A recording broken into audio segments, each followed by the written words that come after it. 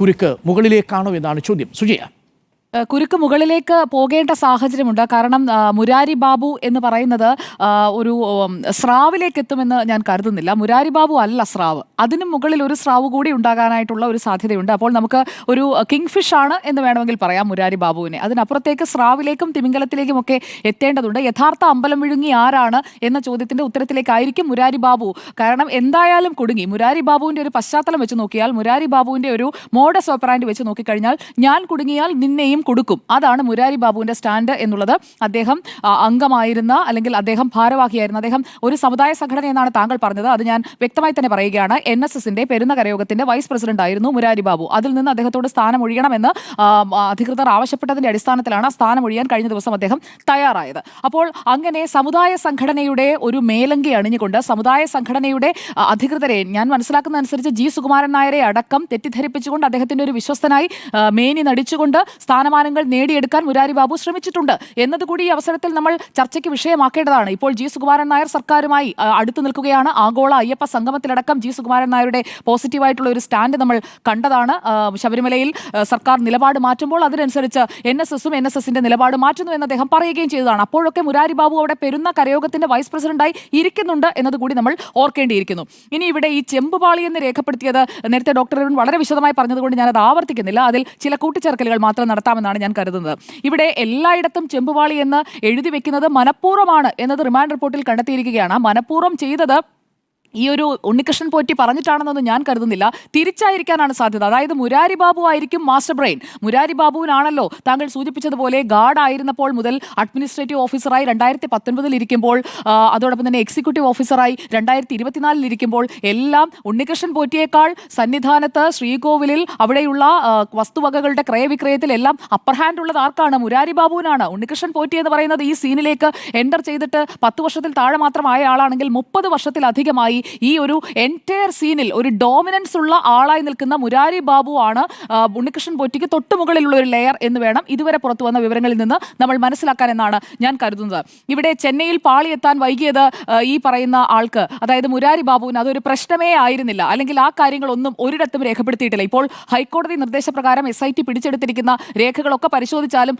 അതിലൊന്നും ഈ എൻട്രി ഒന്നും ഉണ്ടാകാനായിട്ടുള്ള ഒരു സാധ്യതയുമില്ല. കാരണം എൻട്രികൾക്കൊക്കെ എപ്പോഴും ഒരു വിരുദ്ധമായ നിലപാടെടുക്കുന്ന ആളാണ് മുരാരി ബാബു എന്നുള്ളത് അദ്ദേഹം സേവനമനുഷ്ഠിച്ച എല്ലായിടങ്ങളിലുമുള്ള ആളുകൾ പറയുന്ന കാര്യമാണ്. പലരും ക്യാമറയ്ക്ക് മുന്നിലേക്ക് അടുത്ത ദിവസങ്ങളിലൊക്കെ വരാൻ പോവുകയാണ്. നമ്മൾ ആ വിവരങ്ങൾ പുറത്തുവിടുകയും ചെയ്യും. അപ്പോൾ മുരാരി ബാബുവിൽ നിന്ന്, അതായത് കൃത്യമായി കണ്ണികളിൽ നിന്ന് കണ്ണികളിലേക്ക് ഇങ്ങനെ അടുത്തുകൊണ്ടിരിക്കുകയാണ് SIT എന്ന് വേണം മനസ്സിലാക്കാൻ. ഈ അന്വേഷണം എവിടെയെങ്കിലും ചെന്ന് നിൽക്കുമോ അല്ലെങ്കിൽ അത് തടയപ്പെടുമോ എന്നതിലും ഞാൻ സംശയിക്കുന്നുണ്ട്. അതിന്റെ കാരണം മുരാരി ബാബുവിൽ നിന്ന് ഇനി പോകേണ്ടത് പൊളിറ്റിക്കൽ മാസ്റ്റർ ബ്രെയിൻസിലേക്കാണ്. നേരത്തെ മാഡം സൂചിപ്പിച്ചതുപോലെ ആ പൊളിറ്റിക്കൽ മാസ്റ്റർ മൈൻഡ് അങ്ങനെ ഒരാളുണ്ട്. അങ്ങനെയുള്ള പൊളിറ്റിക്കലായിട്ടുള്ള ഗോഡ് ഫാദേഴ്സ് ഒക്കെ അവിടെ ഉണ്ട് എന്നുള്ളത് വ്യക്തമാണ്. അതിലേക്കൊക്കെ അന്വേഷണം നീണ്ടു കഴിഞ്ഞിട്ടുണ്ടെങ്കിൽ ഒരു പ്രധാന തെരഞ്ഞെടുപ്പ് വിഷയമായി ഈ സ്വർണ്ണപ്പാളി മാറും എന്ന് തന്നെയാണ് നമ്മൾ മനസ്സിലാക്കേണ്ടത്. അതിന്റെ പ്രധാനപ്പെട്ട കാരണം ഈ സ്വർണം പതിപ്പിക്കുന്ന, അതായത് സ്വർണം പൊതിയുകയല്ല, സ്വർണം പതിപ്പിക്കുന്ന ആ പ്രവൃത്തി നടക്കുമ്പോൾ ആ പ്രവൃത്തി നേരിട്ട് കാണുകയോ അല്ലെങ്കിൽ അതെങ്ങനെയാണ് നടപ്പാക്കിയത് എന്നത് കൃത്യമായി മനസ്സിലാക്കുകയോ ചെയ്ത ഒരാൾ എന്ന് പറയുന്നത് ഈ മുരാരി ബാബു ആണ്. ആ മുരാരി ബാബുവിന് ഈ ദ്വാരപാലക പാളികൾ, ശ്രീകോവിൽ, അതുപോലെ തന്നെ ശ്രീകോവിലിന്റെ മേൽക്കൂരയടക്കം പരിശോധിച്ച് ജസ്റ്റിസ് KT ശങ്കരന്റെ റിപ്പോർട്ട് വരട്ടെ. അപ്പോൾ നമുക്ക് കുറച്ചുകൂടി കാര്യങ്ങളിൽ വ്യക്തത വരും. അടിച്ചുകൊണ്ടുപോയത് ഇത്ര മാത്രമാണോ, പൂർണ്ണമായ ഒരു അമ്പലം വിഴുങ്ങിയാണ് മുരാരി ബാബു എന്നുള്ള ഒരു നിഗമനത്തിലേക്ക് നമ്മൾ എത്തേണ്ട ഒരു സാഹചര്യമായി കഴിഞ്ഞിരിക്കുകയാണ്. കാരണം സർവീസിലിരുന്ന എല്ലായിടങ്ങളിലും എന്തെങ്കിലുമൊക്കെ ക്രമക്കേടുകൾ നടത്താൻ മുരാരി ബാബു ശ്രമിച്ചിട്ടുണ്ട്. ആ ക്രമക്കേടുകൾ കണ്ടെത്തിയിട്ടുമുണ്ട്. ഇവിടെ ഇപ്പോൾ അയ്യപ്പനായതുകൊണ്ടും ശബരിമല ആയതുകൊണ്ടും ഇത് ഇത്രയും ചർച്ചയാകുന്നതാണ്. അതിനു മുൻപ് പറ്റിക്കാൻ നോക്കിയത് ഏറ്റുമാനൂരപ്പനെയാണ്, അപ്പോൾ വൈക്കത്താണ്. അപ്പോൾ ഈ ക്ഷേത്രങ്ങളിലെല്ലാം എവിടെയൊക്കെ സർവീസിലിരുന്നോ അവിടെയൊക്കെ നടത്തിയിട്ടുള്ള തട്ടിപ്പുകളിന്മേൽ ദേവസ്വത്തിന് തന്നെ റിപ്പോർട്ട് കിട്ടിയിട്ടുള്ളതാണ്. ദേവസ്വം ബോർഡ് പ്രസിഡന്റിന് റിപ്പോർട്ട് കിട്ടിയിട്ടുള്ളതാണ്. ഇവിടെ ഈ വ്യാജരേഖ ഉണ്ടാക്കി എന്നതായിരിക്കും ഇപ്പോൾ ഈ ഗൂഢാലോചനയുമായി ബന്ധപ്പെട്ട് മുരാരി ബാബുവിനെതിരെ വരാൻ പോകുന്ന പ്രധാനപ്പെട്ട കേസിൽ നിൽക്കാൻ പോകുന്ന ഒരു കാര്യം അതായിരിക്കും. കാരണം വ്യാജരേഖയാണ് കൊടുത്തിരിക്കുന്നത്. ആ വ്യാജരേഖ എന്ന് പറയുന്നത് വലിയ രീതിയിൽ തെറ്റിദ്ധരിപ്പിക്കുന്ന ഒന്നായി മാറിയിട്ടുമുണ്ട് എന്നതാണ്. ഇപ്പോൾ നിലവിൽ സസ്പെൻഷൻ നൽകിയിട്ടുണ്ട്. പക്ഷേ മുരാരി ബാബു അതിന് മുൻപ് ചെയ്ത കുറ്റകൃത്യത്തിൽ എന്താണ് ചെയ്തത് എന്നതുകൂടി നമ്മൾ പരിശോധിച്ചു പോകണം. മുരാരി ബാബുവിന് 2022 ദേവസ്വം ബോർഡ് പ്രസിഡന്റിന് വിജിലൻസ് റിപ്പോർട്ട് കൊടുത്തതാണ്. 2022, അതായത് 2019 ജൂൺ 17 ശബരിമല എക്സിക്യൂട്ടീവ് ഓഫീസർക്ക് അഡ്മിനിസ്ട്രേറ്റീവ് ഓഫീസർ എന്ന നിലയിൽ മുരാരി ബാബു ഒരു കുറിപ്പ് നൽകുന്നത്. ആ കുറിപ്പിലാണ് പാളികൾ പോറ്റിക്ക് കൊടുത്തുവിടണം എന്ന് രേഖപ്പെടുത്തിയിരിക്കുന്നത്. അതായത് ഉണ്ണികൃഷ്ണൻ പോറ്റിക്ക് വേണ്ടിയിട്ടുള്ള റെക്കമെൻഡേഷൻ ആദ്യമായി നടത്തുന്നത് 2019 ജൂൺ 17 അപ്പോൾ ഈ ശ്രീകോവിലും ദ്വാരപാലക പാളികളിലും ഒക്കെ പതിപ്പിച്ചിരിക്കുന്നത് ചെമ്പാണ് എന്ന് പറഞ്ഞുകൊണ്ടാണ്, ചെമ്പ് പാളികൾ ഉണ്ണികൃഷ്ണൻ പോറ്റിക്ക് കൊടുത്തുവിടാം എന്ന് പറഞ്ഞുകൊണ്ട് എക്സിക്യൂട്ടീവ് ഓഫീസർക്ക് കൊടുത്ത രേഖ അതിപ്പോൾ SITയുടെ പക്കലുണ്ടെന്നാണ് ഞാൻ മനസ്സിലാക്കുന്നത്.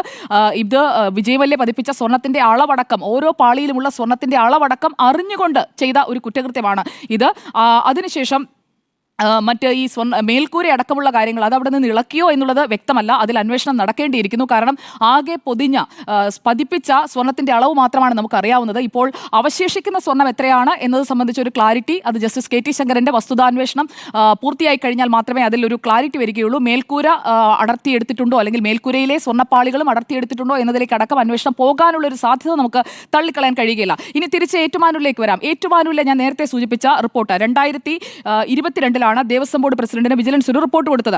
ആ റിപ്പോർട്ടിൽ പറഞ്ഞിരുന്ന പ്രധാനപ്പെട്ട ഒരു കാര്യം ഈ കഴിഞ്ഞ 3 വർഷമായിട്ടും നടപ്പാക്കിയിട്ടില്ല. അന്ന് പറഞ്ഞിരുന്നത് ഇദ്ദേഹത്തിന്റെ അക്കൗണ്ട് ഓഡിറ്റ് ചെയ്യണമെന്നാണ്. ഈ കഴിഞ്ഞ 3 വർഷമായിട്ടും ഇദ്ദേഹത്തിന്റെ സാമ്പത്തിക ഭദ്രത അത് മുൻപ് സർവീസിൽ നിന്ന്, അതായത് ഒരു ദേവസ്വത്തിലേക്ക് ഒരു ഗാർഡായി വന്ന് താങ്കൾ സൂചിപ്പിച്ചതുപോലെ ഘട്ടം ഘട്ടമായി പ്രൊമോഷൻസിലൂടെ കടന്നുപോയ ഒരാൾക്ക് ശമ്പളമാണ് ഏക വരുമാനം. ഞാൻ അങ്ങനെയാണ് മനസ്സിലാക്കുന്നത്. അല്ലാതെ മറ്റു രീതിയിലുള്ള വരുമാനം ഉണ്ടാക്കാനായിട്ടുള്ള ഒന്നല്ല ദേവസ്വം ബോർഡെന്നാണ് ഞാൻ കരുതുന്നത്. അപ്പോൾ ആ രീതിയിൽ ഓരോ തട്ടിലേക്ക് എത്തുമ്പോഴും ഉയരുന്ന ശമ്പളം അനുസരിച്ച് മാത്രം വരുമാന വർധന ഉണ്ടാകേണ്ട ഒരു വ്യക്തിക്ക് അയാളുടെ അക്കൗണ്ടിലേക്ക് വന്നു കൂടിയിരിക്കുന്നത് എത്രയാണ് അത് ഓഡിറ്റ് ചെയ്യണം എന്നുള്ള റിപ്പോർട്ട് കൊടുത്തിരിക്കുന്നത് 2022 വിജിലൻസ് ആണ് റിപ്പോർട്ട് കൊടുത്തത്. ഇതേ പിണറായി സർക്കാരിന്റെ കാലത്ത്, രണ്ടാം പിണറായി വിജയൻ സർക്കാരിന്റെ കാലത്ത് 2022 കൊടുത്ത റിപ്പോർട്ട് അതവിടെ മാറ്റിവെക്കുകയാണ് ചെയ്തത്. അതിന്മേൽ ഓഡിറ്റ് നടന്നിട്ടില്ല. ആ ഓഡിറ്റ് നടക്കാതെ പോയത് എന്തുകൊണ്ടാണ്? ആരാണെന്ന് സഹായിച്ചത്? ആ ചോദ്യം അവിടെ നിൽക്കുന്നു. അന്നത്തെ ദേവസ്വം ബോർഡ് പ്രസിഡന്റ് അതിന് ഉത്തരം പറയണം. കാരണം PS പ്രശാന്ത് 2023 ഇപ്പോൾ ദേവസ്വം ബോർഡ് പ്രസിഡന്റ് സ്ഥാനത്തേക്ക് വന്നത്. അപ്പോൾ അതിനു മുൻപുള്ള ദേവസ്വം ബോർഡ് പ്രസിഡന്റ് അതിന് ഉത്തരം പറയാൻ ബാധ്യസ്ഥനാണ്. അന്ന് കൊടുത്ത റിപ്പോർട്ട് എന്തുകൊണ്ട് അവഗണിച്ചു? അന്ന് മുരാരി ബാബുവിനെ എന്തിന് സംരക്ഷിച്ചു? ആ ചോദ്യത്തിന് ഒരു ഉത്തരം നൽകണം. കാരണം നേരത്തെ കോൺഗ്രസ് അനുകൂല സംഘടനയുടെ ഭാഗമായിരുന്നു മുരാരി ബാബുവെങ്കിൽ അതിന് വലിയ സ്വാധീനമൊന്നും ഇല്ലാത്ത സാഹചര്യത്തിൽ ഇപ്പുറത്തേക്ക് ചാടി ഇടത് സംഘടനയുടെ ഭാഗമായി നിൽക്കുകയായിരുന്നു മുരാരി ബാബു. അതുകൊണ്ട് കിട്ടിയ ഒരു സംരക്ഷണം അവിടെ നിൽക്കുന്നുണ്ട്. അതുകൊണ്ടാണ് ഞാൻ പറഞ്ഞത് ഇതിന് പിന്നിൽ ഒരു പൊളിറ്റിക്കൽ മാസ്റ്റർ മൈൻഡ് ആയിട്ടുള്ള ഒരാളുണ്ട്. ഒരു രാഷ്ട്രീയ നേതൃത്വത്തിലെ ഒരു പ്രധാനപ്പെട്ട ആളിലേക്ക് ഈ അന്വേഷണം എത്തുമോ എന്നതാണ് നമ്മൾ ഉറ്റുനോക്കുന്നത്. ഇവിടെ ശ്രീകോവിലെ അഗ്നിബാധ നേരത്തെ താങ്കൾ സൂചിപ്പിച്ചല്ലോ. 2021 ജനുവരി 17 ഈ അഗ്നിബാധയുണ്ടായപ്പോൾ നടത്തിയ പരിഹാരക്രിയ അതും നമ്മൾ പറഞ്ഞു പോകണം. വെറും വഴിപാടുകളല്ല ഡോക്ടർ അരുൺ. പരിഹാരക്രിയയുടെ ഭാഗമായി 1000 കുടം അഭിഷേകം അടക്കമുള്ള വിശ്വാസികൾ വളരെ വിശ്വാസത്തോടെ നടത്തുന്ന വഴിപാടുകളാണ്. ആ വഴിപാടുകളിലടക്കം കൃത്രിമം കാണിച്ചയാളാണ് മുരാരി ബാബു. എന്നിട്ടും ഇതൊക്കെ അറിഞ്ഞിട്ടും അയാളെ വീണ്ടും വീണ്ടും സംരക്ഷിച്ച് പദവികൾ കൊടുത്ത് ഉയർത്തിക്കൊണ്ടിരുന്ന ആളുകൾക്ക് ആ ഉത്തരവാദിത്തത്തിൽ നിന്ന് പിന്മാറാൻ സാധിക്കുകയില്ല. കാരണം രസീത് വാങ്ങാതെ പണം നൽകി എഴുന്നള്ളത്തോ അല്ലെങ്കിൽ എപ്പോഴെങ്കിലും നടക്കുന്ന കാര്യങ്ങളല്ല. ഓരോ തവണയും ഈ പ്രശ്നം വെക്കുന്നു, എന്നിട്ട് പരിഹാരക്രിയയാണെന്ന് പറയുന്നു, പിരിക്കുന്നു. നല്ല പിരിവാണ് നടത്തിയത്. ഒരു ഒന്നാം തരം പിരിവുകാരനായിരുന്നു മുരാരി ബാബു എന്നുള്ളതിൽ ഒരു സംശയവുമില്ല. എന്നിട്ടും ഇയാളെ സപ്പോർട്ട് ചെയ്യുകയാണ് ചെയ്തത്. ഇവിടെ മുരാരി ബാബുവിന് ഈ സ്മാർട്ട് ക്രിയേഷൻസുമായുള്ള ബന്ധവും അന്വേഷണ പരിധിയിലേക്ക് വരേണ്ടതുണ്ട്. ദേവസ്വം എക്സിക്യൂട്ടീവ് ഓഫീസർ ആയിരിക്കുമ്പോഴാണ് 2024 ഒക്ടോബർ 10 മുരാരി ബാബു സ്മാർട്ട് ക്രിയേഷൻസിന് കത്തയച്ചത്. ഇവർ തമ്മിൽ കത്തിടപാട് നടന്നിട്ടുണ്ട്. അതും SIT പരിശോധിക്കേണ്ട ഒരു കാര്യം തന്നെയാണെന്നാണ് ഞാൻ കരുതുന്നത്. ഇവിടെ തന്ത്രി കൊടുത്ത ഒരു കത്തുകൂടിയുണ്ട്. തന്ത്രി കണ്ഠരര് രാജീവര് തിരുവിതാംകൂർ ദേവസ്വം ബോർഡിന് ഒരു വിശദീകരണ കുറിപ്പ് നൽകിയിട്ടുണ്ട്. ഈ കാര്യങ്ങളൊക്കെ പുറത്തു വന്നപ്പോഴാണ് അത് കൊടുത്തിരിക്കുന്നത്.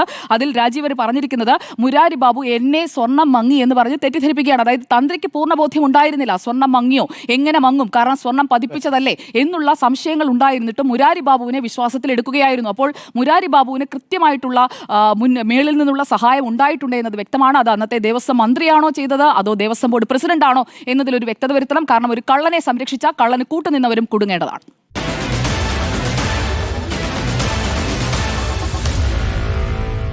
Meet the editors.